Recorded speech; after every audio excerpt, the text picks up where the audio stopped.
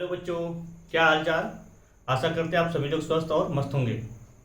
बच्चों, स्वागत करता हूं आप सबका आपके अपने यूट्यूब चैनल शिव सागर क्लासेस में। बच्चों, आज हम स्टार्ट करने वाले हैं क्लास 12 के मैथमेटिक्स का एक बहुत ही ज़ोरदार चैप्टर रिलेशन और फंक्शन का। बच्चों, रिलेशन और फंक्शन में क्लास 12 के बच्चों को बहुत सारी समस्याएं होती हैं। बच्चों, रिलेशन और फंक्शन में समस्याएं तभी हो सकती हैं जब आपका बेसिक कंसेप्ट बिल्कुल हिला हुआ है। मतलब अगर आपका बेसिक कॉन्सेप्ट अच्छा है तो रिलेशन और फंक्शन में कोई समस्याएं नहीं होनी चाहिए। बच्चों, हम स्टार्ट करते हैं आज रिलेशन और फंक्शन का। तो बच्चों, ये क्लास 12 के मैथ का फर्स्ट चैप्टर है relation and function. Relation and function. बच्चों, सबसे पहले हमको क्या पढ़ना है? रिलेशन। ठीक बच्चों, तो रिलेशन को पढ़ने से पहले बच्चों हमको थोड़ी बहुत सेट के बारे में जानकारी होनी चाहिए। और सेट से रिलेटेड एक टर्म आता है कार्टेशियन प्रोडक्ट। क्या था बच्चों? Cartesian product of set. Cartesian product of sets. बच्चों, कार्टेशियन प्रोडक्ट ऑफ सेट क्या होता है?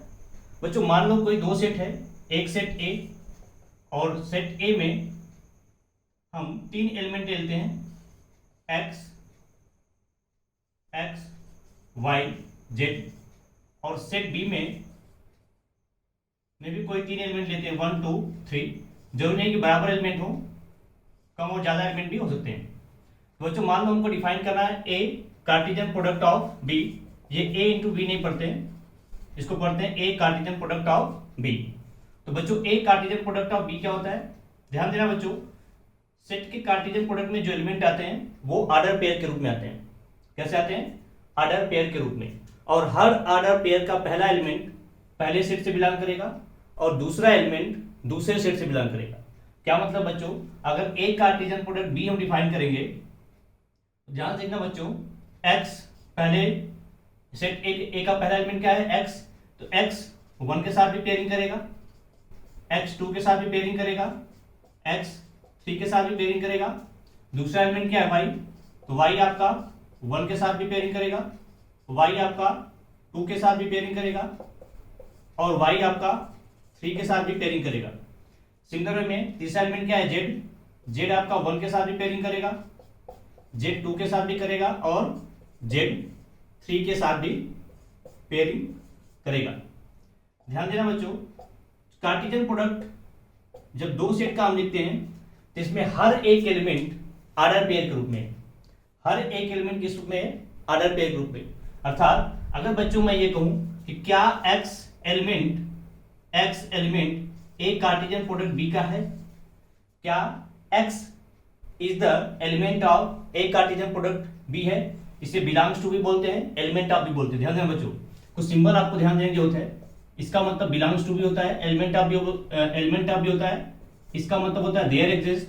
इसका मतलब क्या होता है? फॉर एवरी या फॉर ऑल। अगर ये लिखा है तो क्या होगा? If and only if. ध्यान देना बच्चों, इसको क्या बोलते हैं? सच दैट, या कभी कभी ऐसे भी होता है सच दैट।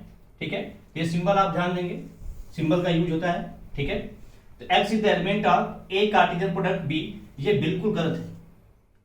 ठीक है बच्चों, इस तरीके से आप कभी भी नहीं लिखोगे।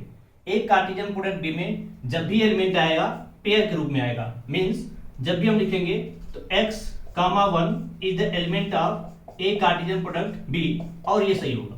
ठीक है बच्चों, तो मैंने कहने का मतलब है कि Cartesian product of two set में कोई भी एलिमेंट बिना ऑर्डर पेयर के नहीं आएगा, पहली बात। दूसरी बात, कार्टेशियन प्रोडक्ट जब दो सेट का आप डिफाइन करेंगे तो हर ऑर्डर पेयर का पहला एलिमेंट पहले सेट से आना चाहिए और ऑर्डर पेयर का दूसरा एलिमेंट दूसरे सेट से आना चाहिए। बच्चों ध्यान देना, आप कभी भी इनको अलग नहीं कर सकते हो। ऐसे कर सकते हो कि इनकी जोड़ियां ऊपर से बन के आई है, आप इनको अलग कभी भी नहीं कर सकते हो। ऐसा नहीं कर सकते हो कि x element of A cross B है या 2 element of A Cartesian product B है, ये बिल्कुल गलत है।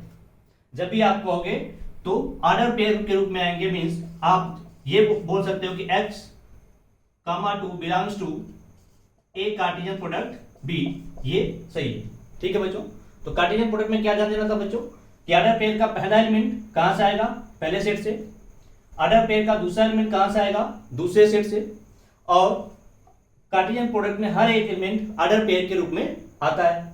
ठीक बच्चों, यहां पे अगर ध्यान दिया हो, अगर मैं आपसे पूछूं कि number of element in A Cartesian product B, इस केस में कितना है, तो बच्चों गिनोगे तो कितना आएगा, 1 2 3 4 5 6 7 8 और 9, मतलब 9 एलिमेंट है। क्या करने का मतलब बच्चों, ध्यान से देखो, number of element in A कितना है, 3 है।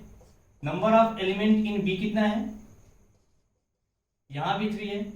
तो number of A Cartesian product B में कितना होगा, 9। इसका मतलब number of A Cartesian product B में मैं क्या लिख सकता हूं, number of element in A into number of element in B.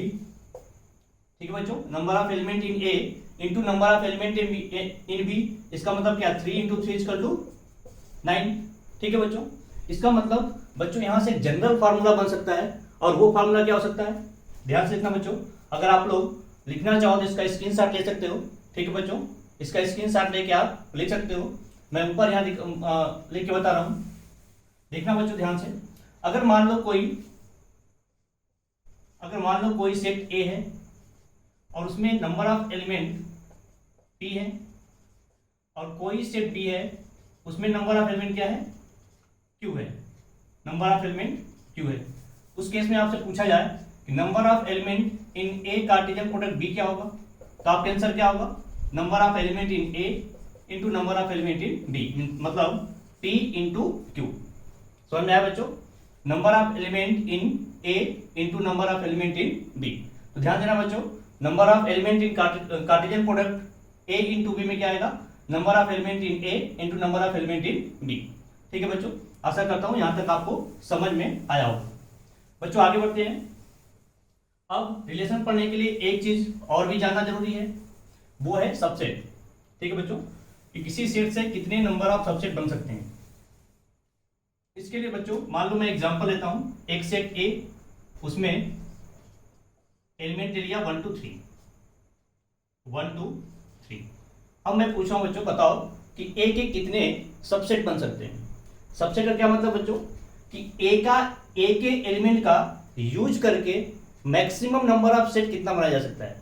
ठीक है बच्चों, ए के एलिमेंट का यूज करके मैक्सिमम नंबर ऑफ सेट कितना बनाया जा सकता है, और वे सभी सेट क्या कहते हैं, ए के सबसेट। मींस अगर मैं कहूं बच्चों number of subset of A, number of subset of set ए क्या बनेगा बच्चों, ध्यान देना, ये आप प्रीवियस क्लास में पढ़ चुके होंगे। किसी भी सेट का अगर पूछा जाए कि ऐसा कोई सेट बताओ जो हर सेट का सबसेट हो, तो आपका आंसर क्या होता है, एम्प्टी सेट, या फाई जिसे बोलते हैं नल सेट। ठीक है बच्चों, फाई को ऐसे भी डिनोट करते हैं और नल सेट को ऐसे भी डिनोट करते हैं और ऐसे भी डिनोट करते हैं।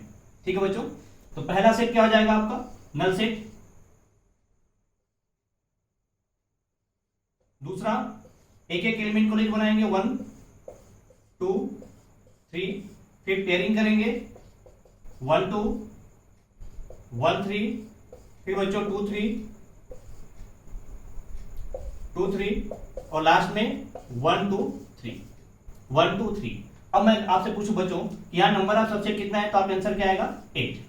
नंबर ऑफ सबसेट कितना है, गिन लो, 1 2 3 4 5 6 7 एंड 8। अगर मान लो बच्चों ए सेट में सिर्फ 2 एलिमेंट होते हैं, 1 और 2, तब यहां नंबर ऑफ सबसेट कितना आता है बच्चों, नंबर ऑफ सबसेट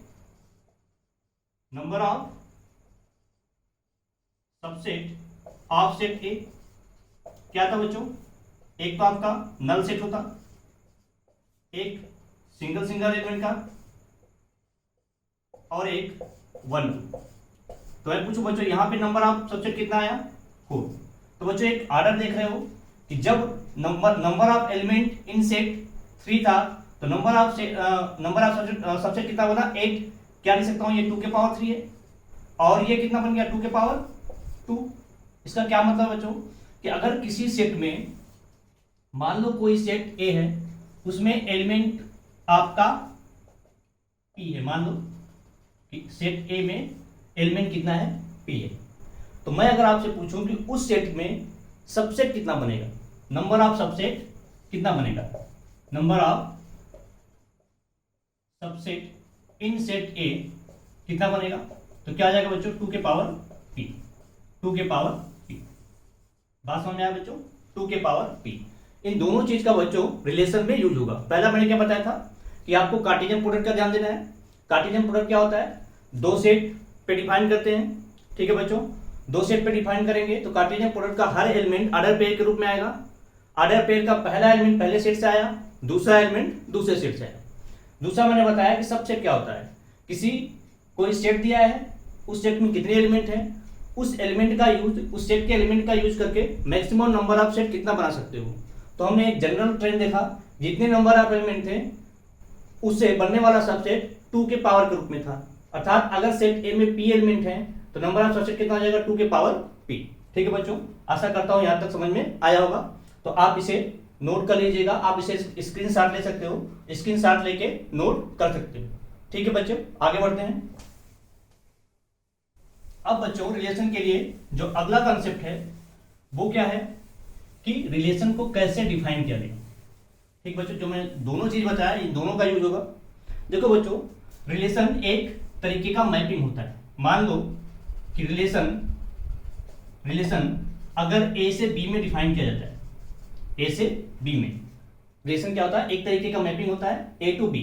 ध्यान देना बच्चों, हमारे जो 12th के सिलेबस में है वो ज्यादातर केस में ए टू ए में ही डिफाइन किया है, ए टू ए में, मतलब दोनों सेट ए हैं आपके। ठीक है, ये भी सेट ए है पहला भी और दूसरा सेट भी ए है। तो बच्चों रिलेशन क्या होता है, रिलेशन एक सबसेट होता है किसका, ए कार्टेशियन प्रोडक्ट बी का। ठीक है बच्चों, relation is a subset of A Cartesian product B. तो इस केस में अगर डिफाइन करना होगा क्या हो जाएगा, relation is a subset of A Cartesian product A. ठीक है बच्चों, relation is a subset of A Cartesian product ए। ध्यान देना बच्चों, ये जो सबसेट बन रहा है ए कार्टेशियन प्रोडक्ट बी का या ए कार्टेशियन प्रोडक्ट ए का। तो अब यहां से मैं पूछूं कि मान लीजिए कोई सेट है, मान लीजिए ए सेट है। ठीक बच्चों, ए सेट में मान लो कि p एलिमेंट है, number of element in set p है और number of element in set b q है। ठीक है बच्चों, तो मैं क्या कहा बच्चों कि रिलेशन क्या होता है, subset of A Cartesian product B. अब मैं पूछा बच्चों मुझे बताओ कि ए कार्टेशियन प्रोडक्ट बी में कितने एलिमेंट होंगे, ए कार्टेशियन प्रोडक्ट बी में कितने एलिमेंट होंगे। तो हम लोग पीछे क्या देखा कि number of element in A into number of element in B, अर्थात Cartesian product A into B में नंबर ऑफ एलिमेंट कितना आ गया पी क्यू। अब मैं बच्चों पूछ रहा हूं कि अब बताइए बच्चों कि इसमें मैक्सिमम नंबर ऑफ कितने रिलेशन को डिफाइन कर सकते हैं या मैक्सिमम नंबर ऑफ रिलेशन क्या बनेगा। तो ध्यान देना बच्चों, एक कार्टेशियन प्रोडक्ट का एक कार्टेशियन प्रोडक्ट बी से बनने वाला हर एक सबसेट रिलेशन बन सकता है। एक कार्टेशियन प्रोडक्ट बी से बनने वाला हर एक सबसेट क्या बन सकता है, रिलेशन बन सकता है। तो बच्चों अगर नंबर ऑफ रिलेशन पूछा जाए, number of possible relation, number of possible relation, तो आंसर क्या होगा बच्चों कि number of subset, number of possible subset in Cartesian product A into B. Means मैं क्या सकता हूं 2 के पावर पी क्यू। पीछे मैंने यही चीज समझाया आपको कि कार्टेशियन प्रोडक्ट में कितने एलिमेंट होंगे, इतने एलिमेंट हैं किसी सेट में। अब ये इसको एक सेट की तरह देखो कि एक सेट में इतने एलिमेंट हैं, तो इस सेट से बनने वाला सबसेट कितना हो जाएगा 2 के पावर पी क्यू, और हर एक सबसेट क्या बन सकता है, आपका रिलेशन बन सकता है। ठीक है बच्चों, ध्यान से समझना चीजों को कि जितने भी नंबर ऑफ एलिमेंट बनेंगे ए कार्टेशियन प्रोडक्ट बी में या ए कार्टेशियन प्रोडक्ट ए में, तो उससे बनने वाला हर एक सबसेट क्या बन सकता है, रिलेशन बन सकता है। ठीक है बच्चों, अगर यहां मान लो सेट एक ही सेट है, तो एक ही सेट में यहां पे भी क्या हो जाएगा पी एलिमेंट, इसमें भी होगा। अब इसे भी बी की तरह देखोगे तो इसमें भी कितने एलिमेंट हो जाएंगे, पी हो जाएंगे। तो इसके कार्टेशियन प्रोडक्ट में कितने एलिमेंट आएंगे, पी इंटू पी, ये कितना बन जाएगा पी स्क्वायर। तो इसके नंबर ऑफ पॉसिबल रिलेशन क्या हो जाएगा, नंबर ऑफ पॉसिबल रिलेशन, ये कितना बनेगा बच्चों 2 के पावर पी स्क्वायर। वैसे ये फार्मूला ज्यादा यूज किया जाता है। ठीक है, अलग अलग एलिमेंट होता है, किसी किसी किताब में इसको m और n माना है तो 2 के पावर mn आ गया है। बात वही है, सिंबल आप कुछ भी मान सकते हो, x y भी मान सकते हो, उससे कोई फर्क पड़ने वाला नहीं है। ठीक है बच्चों, तो मुझे लगता है कि रिलेशन का डिफिनेशन आपको समझ में आया होगा। रिलेशन एक मैपिंग होता है, ठीक है, दो सेट का, उन दोनों सेट के कार्टेशियन प्रोडक्ट का वो सबसेट होता है। ठीक है बच्चों, क्या होता है, उन दोनों सेट के कार्टेशियन प्रोडक्ट का एक सबसेट होता है। तो ध्यान देना, एनसीईआरटी में यह डिफिनेशन दिया है कि रिलेशन अगर ए टू ए में है तो रिलेशन क्या हो जाएगा, relation is a subset of A Cartesian product A. ठीक है बच्चों, ये आप ध्यान देंगे। अब चलते हैं बच्चों आगे। अब हम जानते हैं कि रिलेशन, टाइप ऑफ रिलेशन क्या होता है। Type of relation, type of relation, ठीक है बच्चों, type of relation, type of relation. ध्यान देना बच्चों, टाइप ऑफ रिलेशन में एनसीईआरटी में एक टर्म डिस्कस किया है, एक्सट्रीम रिलेशन, एक्सट्रीम रिलेशन। ठीक है बच्चों, और इस एक्सट्रीम रिलेशन में दो तरीके के रिलेशन की बात की गई है। एक आपका इम्पटी रिलेशन है, इम्पटी रिलेशन, और एक है यूनिवर्सल रिलेशन, यूनिवर्सल रिलेशन। तो बच्चों इम्पटी रिलेशन क्या होता है, इम्पटी रिलेशन, देखो बच्चों इम्पटी रिलेशन वो रिलेशन होता है जिसमें किसी सेट का एलिमेंट खुद के सेट से रिलेट न करता हो। क्या करने का मतलब बच्चों, मान लीजिए मैं एक रिलेशन डिफाइन करूं जो ए टू ए में हो। एक रिलेशन डिफाइन किया कहां से कहां पे, ए टू ए में। एक रिलेशन डिफाइन किया गया जो कहां से है, ए टू ए में, मतलब दोनों सेट आपका ए है। तो इसे हम इम्पटी रिलेशन कब कहेंगे, जब ए का कोई भी एलिमेंट ए के साथ कोई रिलेशन न रखता हो, means no element of, no element of A is related to itself. अब बच्चों ये समझ में आया होगा, बिना एग्जाम्पल के समझ में आने वाला है नहीं। एनसीईआरटी में बच्चों एक बहुत बेहतरीन एग्जाम्पल दिया है। क्या कहा कि मान लीजिए कोई सेट ए है और वो set, set of all student, set of all student, set of all student of boys school. क्या करने का मतलब बच्चों कि कोई एक बॉयज स्कूल है जहां पे सिर्फ लड़के रहते हैं, वहां पे सभी स्टूडेंट का सेट है, और इस सेट के ऊपर उन्होंने एक रिलेशन डिफाइन किया। रिलेशन क्या डिफाइन किया कि आर एक रिलेशन है, उसमें ऑर्डर पेयर ए बी है, such that a is sister of b, a is sister of b, a is sister of b. ध्यान से देखना बच्चों, क्या कहा, सेट ए क्या है, student of, set of student of all boys school, मतलब स्कूल में सिर्फ लड़के पढ़ते हैं। और रिलेशन क्या बोला कि ऑर्डर पेयर ए बी, और ए क्या है, सिस्टर ऑफ बी है। मुझे बताओ बच्चों, जब स्कूल में सिर्फ लड़के हैं तो कोई किसी का सिस्टर कैसे हो सकता है, ठीक है, कोई किसी का सिस्टर कैसे हो सकता है। इसका मतलब इस रिलेशन में कोई भी एलिमेंट नहीं है, 5, और 5 क्या आर इक्वल टू 5, 5 कहां पे, 5 इज द एलिमेंट या सबसेट ऑफ ए क्रॉस ए।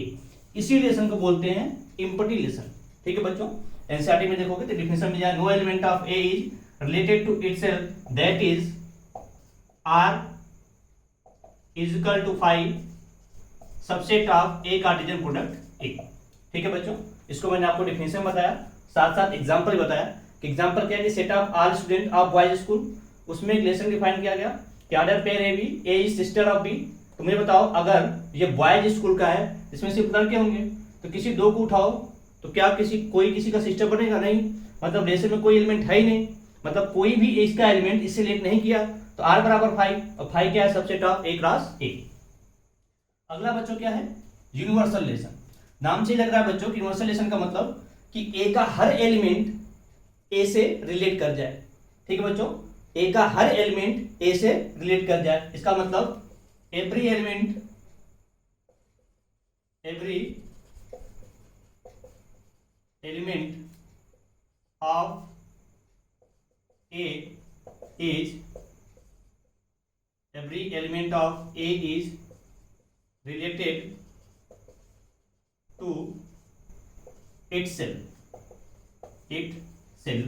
क्या करने का मतलब बच्चों, यहां आर बराबर क्या आ जाए, ए कार्टेशियन प्रोडक्ट ए, आर बराबर ए कार्टेशियन प्रोडक्ट ए, मतलब इसमें जो भी रिलेशन डिफाइन किया जाए कोई ऐसा रिलेशन ना हो जो एफ में ए कार्टेशियन प्रोडक्ट ए में ना आता हो।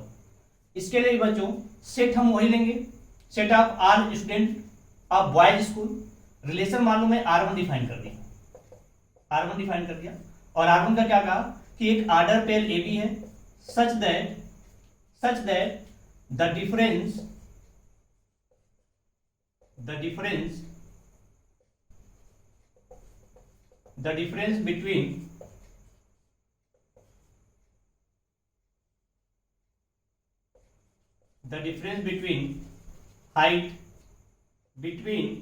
between height any two less than 3 meter, क्या करने का मतलब बच्चों कि ए बी ऑर्डर पेयर है, इस ऑर्डर पेयर में किन्हीं दो के बीच जो हाइट का डिफरेंस है वो कितना होना चाहिए, लेस देन 3 मीटर, 3 मीटर से कम होना चाहिए। अब बच्चों मुझे बताओ कि क्या कोई किसी भी स्कूल में आप पढ़ते हो तो क्या किसी दो स्टूडेंट के बीच लगभग 10 फीट के हाइट का डिफरेंस देखते हो, 10 फीट से कम ही रहता है, इससे ज्यादा तो होगा नहीं। तो इसमें क्या लिख रखा है कि difference between height of any two is less than 3 meter, मतलब लेस देन 3 मीटर। तो बात सही है कि 10 मीटर के अंदर चाहे जो जितना लंबा हो और चाहे जो जितना छोटा हो तो जो डिफरेंस आएगा वो 3 मीटर से कम ही आएगा। मतलब इसके हर एक एलिमेंट कहाँ आ गए, रिलेशन में आ गए, हर एक एलिमेंट रिलेशन में आ गए, मतलब ए का हर एक एलिमेंट ए से रिलेट कर गया, तो ये क्या बोल गया बच्चों, यूनिवर्सल रिलेशन। ठीक है बच्चों, समझ में आया। एक्सट्रीम रिलेशन के अंदर दो रिलेशन को डिफाइन किया गया, इम्पटी रिलेशन, यूनिवर्सल। इम्पटी का मतलब कि ए का कोई भी एलिमेंट ए के साथ रिलेट ना करे, एग्जांपल भी दिया गया। ठीक है बच्चों, कि set of all student of boys school, उसमें रिलेशन डिफाइन किया गया कि ए बी ऑर्डर पेयर है, ए सिस्टर ऑफ बी। तो बताया कि अगर सिर्फ लड़के पढ़ते हैं तो कोई किसी की बहन कैसे हो सकता है। ठीक है, तो आर बराबर 5 आया, तो 5 subset of A Cartesian product ए। दूसरा यूनिवर्सल रिलेशन क्या था कि इसमें हर एक एलिमेंट ए का खुद के साथ रिलेट कर जाए। तो इसके लिए एग्जांपल क्या था कि ऑर्डर पेयर ए बी है, इसी सेट पे डिफाइन किया गया था, सेट यही था। और ये बताया गया कि किसी दो स्टूडेंट के बीच का डिफरेंस, किसी दो स्टूडेंट के हाइट के बीच का डिफरेंस 3 मीटर से कम होना चाहिए।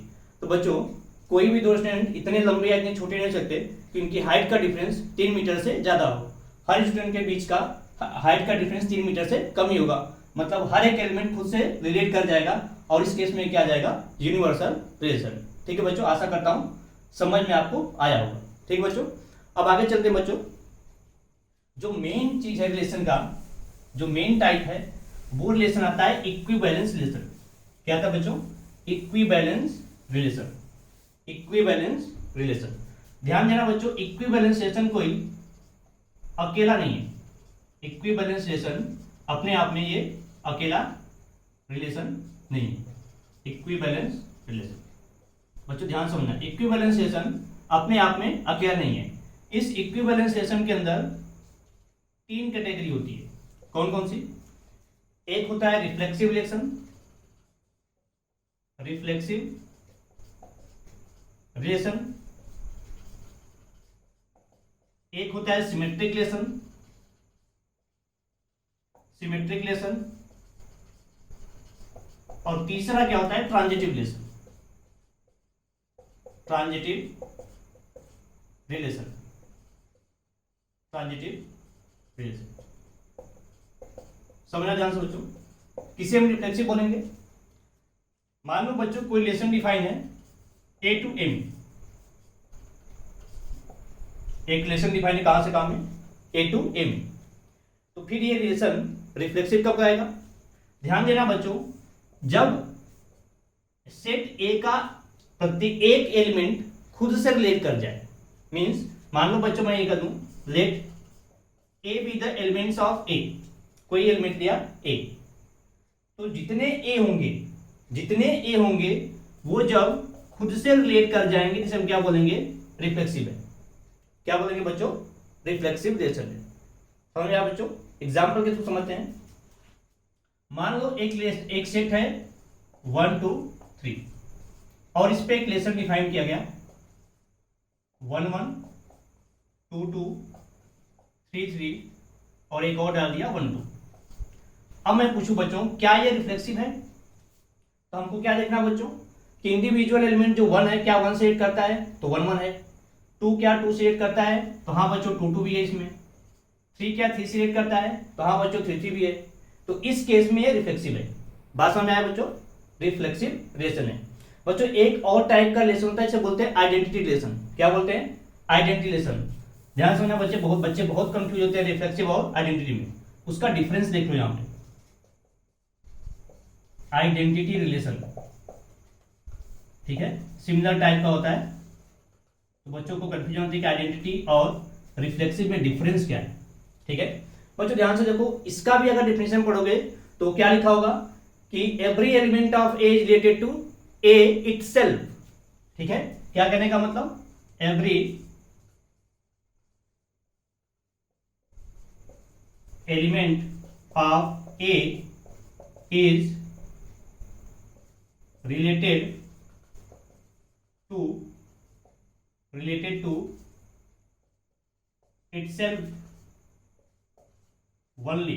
इसमें एक टर्म होता है ओनली, इसका मतलब होता है इटसेल्फ ओनली। क्या करने का मतलब बच्चों कि अगर मान लो कोई सेट है ए और इस पे कोई रिलेशन डिफाइन है, तो हम इसे कब रिफ्लेक्सिव बोलेंगे और कब ट्रांजिटिव बोलेंगे, सॉरी कब आइडेंटिटी बोलेंगे। सॉरी बच्चों ध्यान से देखना, आर इक्वल टू अगर मैं डिफाइन करूं 1 1 2 2 और 3 और इसमें कोई अलग से कोई पेयर ना डालूं, इसमें मैं जानबूझ के 1 2 डाला। अगर मैं पूछूं बच्चों क्या ये आइडेंटिटी रिलेशन है, तो आंसर होगा नहीं, क्योंकि इसमें 1 1 2 2 3 3 के अलावा क्या दिख रहा है 1 2। यहां का क्या कि every element of A related to itself only, मतलब इसमें सिर्फ वही पेयर होने चाहिए जो खुद से रिलेटेड हो, 1 1 2 2 3 3, इसके अलावा और कोई ऑर्डर पेयर नहीं होना चाहिए। तो अगर ऐसा कोई बच्चों है जिसे बोलते हैं आइडेंटिटी रिलेशन। और रिफ्लेक्सिव में क्या है कि ये कहता है कि भाई जो इंडिविजुअल एलिमेंट है खुद से रिलेट कर जाए, इसके अलावा भी कोई ऑर्डर पेयर हो तो कोई दिक्कत नहीं, ठीक है बच्चों। तो इन दोनों में डिफरेंस समझ में आया। इसमें इंडिविजुअल एलिमेंट का ऑर्डर पेयर होना चाहिए 1 1 2 2 3 3, इसके अलावा और कुछ नहीं होना चाहिए, इसे बोलेंगे आइडेंटिटी रिलेशन। रिफ्लेक्सिव में क्या है कि इंडिविजुअल एलिमेंट का ऑर्डर पेयर हो, उसके अलावा भी कोई हो तो कोई दिक्कत नहीं है, वो रिफ्लेक्सिव होगा, ठीक है बच्चों। आगे चलते बच्चों सिमेट्रिक रिलेशन क्या होता है। देखो बच्चों सिमेट्रिक क्या होगा, मान लीजिए कोई रिलेशन ए टू ए में डिफाइन है, ए टू ए में, तो इस केस में करते क्या बच्चों, एक ऑर्डर पेयर हम लेके चलते हैं और हम मानते हैं कि वो हमारे रिलेशन में है। तो क्या करेंगे हम, let a b the elements of relation. अगर ऐसा है और ऐसा बन जाए, बी ए भी रिलेशन में आ जाए, तब हम कहेंगे कि ये रिलेशन कैसा है, सिमेट्रिक है। बात समझे बच्चों, हम ए बी को रिलेशन में लेके चल रहे हैं, अगर इसका ऑर्डर पेयर उल्टा कर दें बी ए वो भी रिलेशन में आ जाए, तो हम क्या कहेंगे कि ये क्या है आपका सिमेट्रिक रिलेशन। बात समझ में आया बच्चों, सिमेट्रिक रिलेशन है, ठीक है। फॉर एग्जाम्पल जैसे इसी सेट को ले लो, ए बराबर क्या आपका 1 2 3 और रिलेशन को डिफाइन कर क्या 1 1 2 2 3 3 और इसमें 1 2 है और इसमें मैं डाल दिया 2 1। अब मैं पूछूं बच्चों क्या ये सिमेट्रिक है। ध्यान से देखो बच्चों, अगर आप 1 1 को चेक करो तो 1 1 को उल्टा वही 1 होगा, सीधा भी वही होगा। 2 2 की कहानी वही है, उल्टा सीधा सेम आएंगे, ये भी वही आएगा। यहां ध्यान से देखो बच्चों 1 2 है, 1 2 आपका ए बी रिलेशन में है, अगर 1 2 का उल्टा करोगे 2 1 भी रिलेशन में है। बात समझ में आया बच्चों, ए बी रिलेशन में है और बी ए भी रिलेशन में है, तो इसे हम क्या बोलेंगे बच्चों कि ये हमारा सिमेट्रिक रिलेशन है। कैसा रिलेशन है बच्चों, ये हमारा सिमेट्रिक रिलेशन है, ठीक है बच्चों। अगर बच्चों मान लो इसी सेट के अंदर, इसी रिलेशन के अंदर बच्चों अगर कोई एक ऐसा एलिमेंट डाल दे जिसका ऑर्डर पेयर इसमें ना हो, क्या करने का मतलब बच्चों, मान लो आर इक्वल टू मैं एक और 1 1 2 2 3 3 1 2 2 1 के साथ में 1 3 डाल दिए, ठीक है। तो क्या बच्चों ये रिलेशन अब सिमेट्रिक है? देखो बच्चों 1 3 तो है, लेकिन इसका ऑर्डर पेयर क्या 3 1 है, तो 3 1 इस सेट के अंदर नहीं है। इसका मतलब ये रिलेशन आपका सिमेट्रिक नहीं है। बात समझे बच्चों? अगर कोई ऐसा ए बी पेयर मिल जाए जिसका बी ए पेयर रिलेशन में ना हो तो वो सिमेट्रिक नहीं होगा। ठीक है बच्चों, आशा करता हूं बच्चों ये चीजें आपके समझ में आई होंगी। बच्चों इसका स्क्रीनशॉट ले लो, उसके बाद मैं आपको ट्रांजिटिव बताऊंगा। ठीक है बच्चों, उसके बाद क्या बताऊंगा? ट्रांजिटिव। तो बच्चों आशा करता हूं आप लोग स्क्रीनशॉट ले लिए होंगे। अब चलते हैं बच्चों ट्रांजिटिव रिलेशन की तरफ। ट्रांजिटिव रिलेशन क्या होता है बच्चों? इसमें बच्चों मैं मान लेता हूं कि एक रिलेशन डिफाइन है ए टू ए में, let a relation which is defined from A to A. तो इसमें बच्चों हम दो ऑर्डर पेयर लेके चलेंगे, या मान के चलेंगे कि वो रिलेशन में है। Let a b is the elements of relation and b c is also element of relation. अगर ये दोनों लेके चल रहे हैं और तीसरा हमको मिलना चाहिए एसी रिलेशन में होना चाहिए, तब हम कह पाएंगे कि हमारा रिलेशन क्या है? रिफ्लेक्सिव है, सॉरी ट्रांजिटिव है। क्या है? ट्रांजिटिव। ठीक है बच्चों, समझ में आया बच्चों? मैंने क्या कहा बच्चों? इक्विवेलेंस रिलेशन 3 टाइप का होता है। कौन कौन सा? Reflexive, symmetric, transitive. रिफ्लेक्सिव मैंने क्या होता है कि मान लीजिए एक रिलेशन डिफाइन है ए टू ए में, और मैं कोई भी एलिमेंट ए लूं। कहने का मतलब कि जो भी एलिमेंट ए में होंगे, प्रत्येक ए का एलिमेंट ए से रिलेटेड होना चाहिए। यहां पे देखना ध्यान से, इटसेल्फ ओनली नहीं है, आइडेंटिटी रिफ्लेक्सिव में अंतर है। ठीक है, किसके ऑर्डर पेयर में जो 1 2 3 है, इसमें यहां में लिखा है तो 1 1 भी आया, 2 2 भी आया, 3 3 भी आया, इसके बाद 1 2 भी आया, तो 1 2 से हमसे कोई मतलब नहीं। अगर हम रिफ्लेक्सिव चेक कर रहे हैं तो हमको क्या देखना है कि इस सेट में जो भी एलिमेंट है क्या खुद से रिलेट करते हैं, खुद से रिलेट करते हैं। कोई एक्स्ट्रा ऑर्डर पे तो कोई दिक्कत नहीं, रिफ्लेक्सिव चेक करना है तो। लेकिन आइडेंटिटी चेक करना है तो आइडेंटिटी क्या करता है कि इसके ऑर्डर पेयर में जो ए से रिलेट करते हैं वही आने चाहिए सिर्फ, बाकी और कोई ऑर्डर पेयर नहीं आना चाहिए। 1 1 आना चाहिए, 2 2 आना चाहिए, 3 3 आना चाहिए। अगर इसके अलावा अगर 1 2 यहाँ पे आप यहाँ पे इंसर्ट कर देते हो तो ये आइडेंटिटी नहीं होगा। तो बच्चों बात समझ में आएगा रिफ्लेक्सिव और आइडेंटिटी के बीच डिफरेंस। सिमेट्रिक में मैंने क्या बताया था, यहाँ एक ऑर्डर पेयर हम रिलेशन में लेके चलेंगे ए बी, और उसका रिवर्स बी हम ढूंढेंगे। अगर बी ए भी रिलेशन में है तब तो वो सिमेट्रिक होगा, अगर नहीं है तो सिमेट्रिक नहीं होगा। ट्रांजिटिव पे हम आ गए। हमने क्या कहा कि यहाँ पे हम दो ऑर्डर पेयर एलिमेंट रिलेशन में लेके चलेंगे, ए बी रिलेशन में, बी सी रिलेशन में, तीसरे को ढूंढेंगे। अगर ए सी रिलेशन में आएगा तब ये तो ट्रांजिटिव है, अगर ए सी रिलेशन में है तो ट्रांजिटिव नहीं है। ठीक बच्चों ध्यान से देखना, ये काफी कंफ्यूजिंग होता है ट्रांजिटिव रिलेशन। ट्रांजिटिव रिलेशन ठीक है बच्चों, जैसे मान लो बच्चों कि कोई भी सेट ए मान लो 1 2 3 1 2 3, और इसमें मैं एक रिलेशन डिफाइन किया 1 1 2 2 3 3 1 3, और कोई ले ले 3 1। अब मैं पूछूं बच्चों क्या ये ट्रांजिटिव है? क्या ये ट्रांजिटिव है? तो ट्रांजिटिव के लिए बच्चों क्या करना, पहले हमको ये वाला काम करना है। अगर ए बी बी सी बन रहा है तो पहले ढूंढ लो। मान लो बच्चों मैंने 1 3 उठा लिया, 1 3, तो 1 3 क्या आपका ए बी है, तो बी सी मतलब जिसमें कॉमन 3 हो तो 3 आ जाएगा, और ये 3 3 आ सकता है, और 1 3 के साथ और क्या आएगा 1 3, और क्या आएगा 3 1 आएगा। तो ध्यान से देखना बच्चों, ये ए बी ये बी सी, तो जो कॉमन एलिमेंट है वो हटेंगे तो 1 3 आएगा। क्या 1 3 है इसमें? है। यहाँ देखो बच्चों ये 3 से 3 हटा, क्या आया 1 1 आया, 1 1 आया। ठीक है बच्चों, अगर ये आ गया मतलब ए बी बी सी लेके चला, ए सी आ गया। यहाँ ध्यान से देखो ए बी लिया, बी सी लिया और ए बी आ गया। अगर ऐसा है बच्चों तो रिलेशन है क्या? रिफ्लेक्सिव है। क्या है बच्चों? सॉरी ट्रांजिटिव है, बार बार रिफ्लेक्सिव ध्यान में। ठीक है बच्चों, ये क्या आ जाएगा? ट्रांजिटिव होगा। बात समझ में आएगा बच्चों? ए बी बी सी को हम लेके चलेंगे, और अगर ए सी मिल गया, ध्यान से देखना ये ए बी है ये बी सी है, तो जो कॉमन एलिमेंट है काट दो, ए सी है आ गया। देखो ए सी इसमें है, यहाँ भी ध्यान देखो ए बी है बी सी है, बी सी को कैंसिल आउट कर दो, ए सी अगर ये कैंसिल आउट नहीं होता है, ये आपको समझाने का तरीका बता रहा हूँ कि ए सी आपका आ गया बाहर 1 1, ये भी रिलेशन में है। ध्यान दो कि ए बी रिलेशन में है, मतलब हर ए बी बी सी के लिए ए सी हमारा रिलेशन में है, तो इसे हम बोलेंगे ट्रांजिटिव रिलेशन। देखो बच्चों, एक इसमें बहुत कंफ्यूजन होता है कि अगर कोई ऐसा रिलेशन डिफाइन है जहां पे ए बी बी सी का ऑर्डर पेयर बन ही नहीं रहा है, ध्यान सुना बच्चों, ये अगर कोई ऐसा रिलेशन डिफाइन है जहां पे ए बी बी सी का ऑर्डर पेयर बन ही नहीं रहा है, तो वो रिलेशन अपने आप में ट्रांजिटिव होता है। जैसे मान लो बच्चों, ए इज इक्वल टू मैंने लिया 1 2 3 और एक रिलेशन को क्या डिफाइन किया, मान लो सिर्फ ये लिख दिया 2 3, 2 और 3। अब मैं पूछूं बच्चों, क्या ये रिलेशन ट्रांजिटिव है? क्या ये रिलेशन ट्रांजिटिव है? तो आपका आंसर होगा यस। क्यों? क्योंकि इसमें कोई a b b c pair बन ही नहीं रहा है, इसमें कोई a b b c pair बन ही नहीं रहा है, तो ये अपने आप में क्या हो जाएगा, ट्रांजिटिव हो जाएगा। ध्यान देना बच्चों, जहां पे कोई पेयर नहीं बनेगा वहां पे हम a b b c check नहीं करेंगे, वो अपने आप ट्रांजिटिव होगा। हाँ, जहां पे ए बी बी सी बने तब हमको ए सी चेक करना है। अगर ए सी मिलेगा तो ट्रांजिटिव है, अगर ए सी नहीं मिला तो ट्रांजिटिव नहीं है। ठीक है बच्चों, जैसे मान लो एक और एग्जाम्पल इसी बना लें, 2 3 और 1 3।